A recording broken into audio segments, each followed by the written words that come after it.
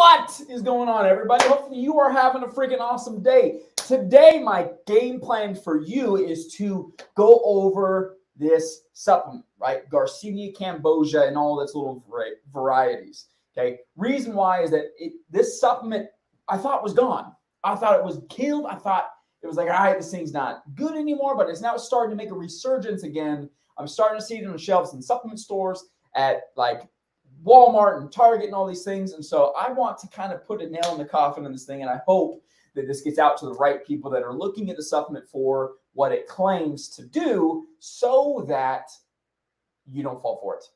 Okay. Because is it good? Does it work? Let's dive into the study. Before I get into that, though, I want to just preface a couple things. One is that I own a supplement company, full disclosure, okay? So in here, I'm going to recommend supplements that you should look into if you're looking for a solution that this gives you. I'm not going to promote my stuff, though, just so we're clear. So I'm only telling you that because I know the supplement game. I'm not a master, ultra, super duper supplement guy. I just have the basic stuff that people need, like the omega-3s and some greens drinks and stuff. I'm not into the decas and the da-da-da and all these crazy things, nor do I care, right? So just full disclosure, I own a supplement company, but I do know a thing or two about supplements. Also, with that being said, I've been in this weight loss body transformation space for 13 years, okay? I've worked with thousands of men and women all across the world. So I'm not new to the game of understanding how the body works, transforming lives, all these things. These are just a few of my testimonials, my recent ones. I've got loads of them. And I'm not saying that to brag. I'm saying that the system and the knowledge that I have does yield results. I do contain some merit. So please listen to the words I'm telling you, besides the ones from the people that are on Instagram that are pushing these things or the commercials or whatever, because their intent is to make a profit. My intent is to give you working knowledge so that you can make the best decision for you and your body. Fair? And if I do that by the end of this video, please make sure you like and subscribe so that you can get more stuff like this, so I can assist you along the way. And if it just so happens along the line you would love some coaching, I would be nothing more than blessed to be able to serve you in the ability that I do have, the limited ability that I do have of being a badass fitness, weight loss, body transformation expert. With all that being said, let's dive into Garcinia, Cambogia. Okay, so this right here is what's called a meta-analysis. I'll put the link to this down below so you can check it out if you so desire, okay?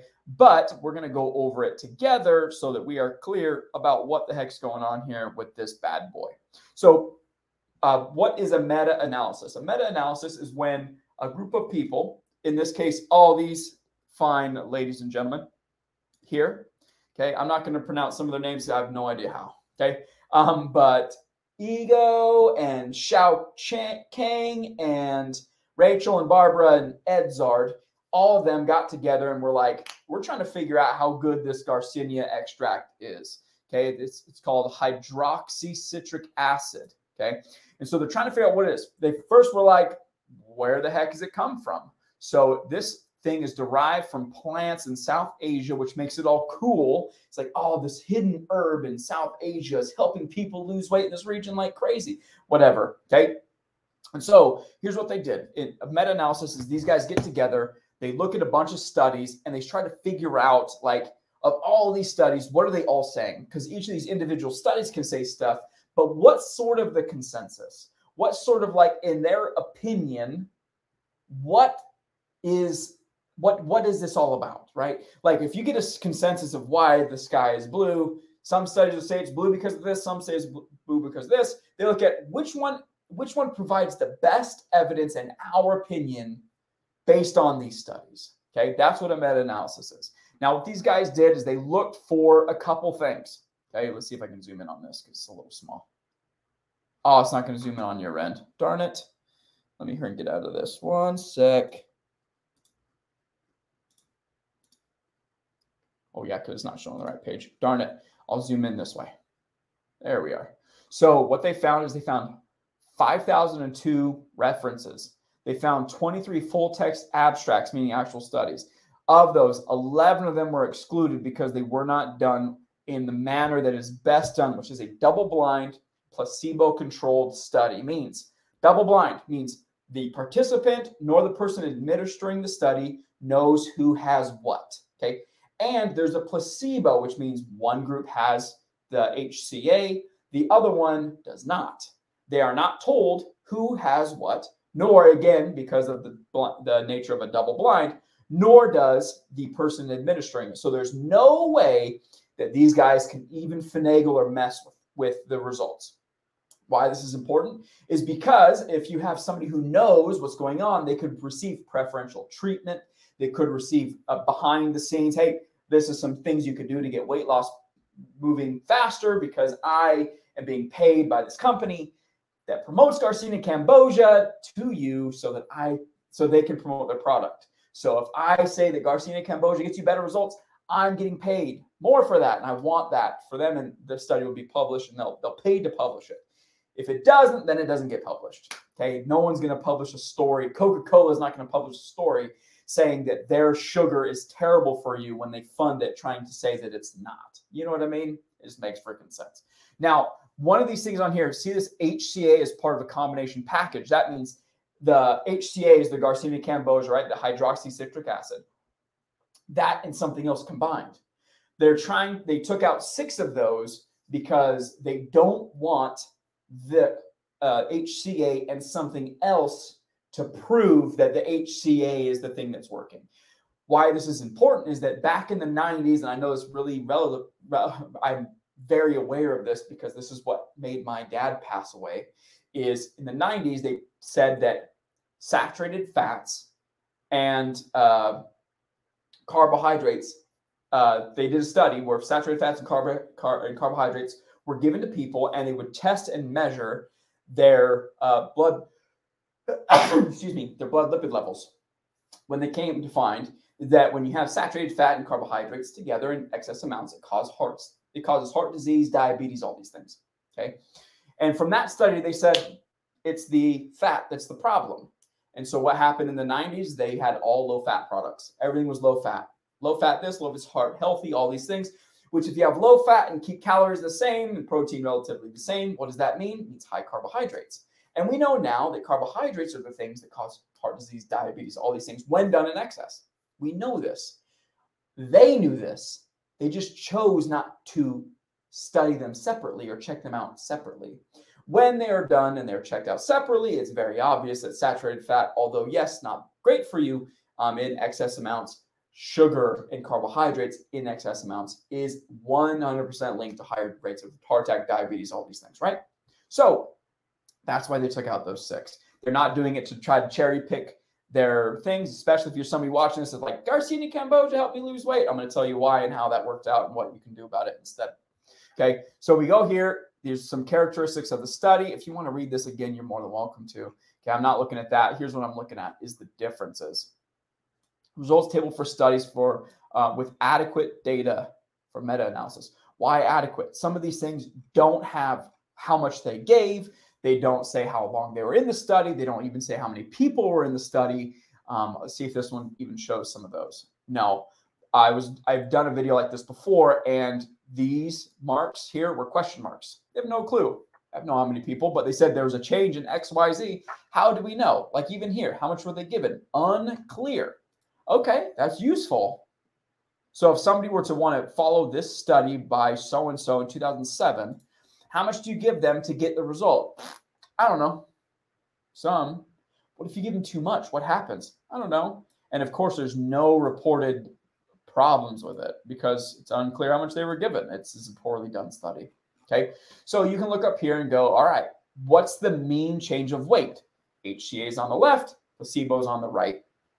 So you go here, and this is in kilograms, right? So this is 0 plus or minus 11.5, which is a massive difference, by the way, right? Body weight difference. That is for the HCA, okay? In this study, the placebo lost more weight than the HCA study did. Huh. Because on the extreme here, this is 11.5. On the extreme here, this is 12.2. This one, negative 3.2 plus or minus 3, which is 6.5. On this one, this is 8. So again, the placebo beat the control. The control being the Garcinia Cambogia. This is 1.3. This one again is 1.9. So in all of these so far, the placebo has beaten the HCA. Okay, and let's look at some other things though, because what else could be causing this? It's been touted as a drug that helps people lose weight. Let's see, headache, GI symptoms. I have no idea what URTI is. I'm sure you could look it up at the top, but I'm not concerned about that. No reported. Gas, stomach burn, headache, skin rash. Wild. Nausea, headache. And we can continue. Common cold, toothache, diarrhea. This one, not reported, the beginning, right? So this one, they didn't report the body weight at the beginning, but it's pretty clear at the end that magically, look at, they lost 4.8% of their body weight and 6.8 decrease in BMI for the HCA group. How? How do we know that? Well, we don't have the beginning weights, problem. And we don't know how many people were in the placebo, problem. It could literally be none. Could be none. There would be no placebo. How do we know? We don't know. We don't even know how much they were given. We don't know the age, how it was administered. We don't know the age. We don't know how many people did it. No problems were reported, but they had diet control and exercise. Again, very poorly run study. So you can look at all these and keep moving, but I'm going to move down to the very bottom to the conclusion because this is where it is awesome. Conclusion. The evidence for RCT's random controlled trials suggests that Garcinia extracts HCA generate weight loss on the short term. However, the magnitude of this is in small effect, meaning it doesn't really do much of anything, right? It is no longer statistically significant when only rigorous RCTs are considered, meaning the ones that are actually good and that have run well, the ones that I even showed you at the top showed that the placebo lost more than the Garcinia Cambogia did. Okay, and its clinical relevance seems questionable. Future trials should be more rigorous, longer in duration, and better reported.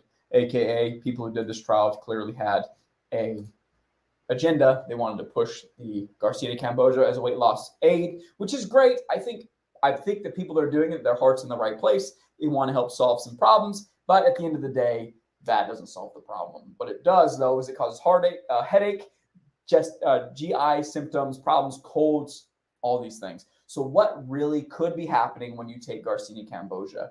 Probably very similar to raspberry ketones and green tea extract and apple cider vinegar.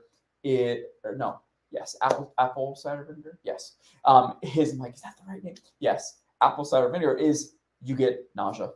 Okay, you get sick. It makes your body not feel good, right? So it stops you from craving food in that you are nauseous.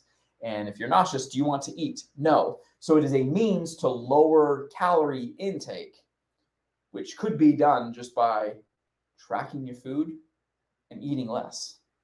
But if the promise is in a pill, it makes it seem like this is what we should do. It's not what you should do. You should have it. You should just track your stuff. Make it easy for you.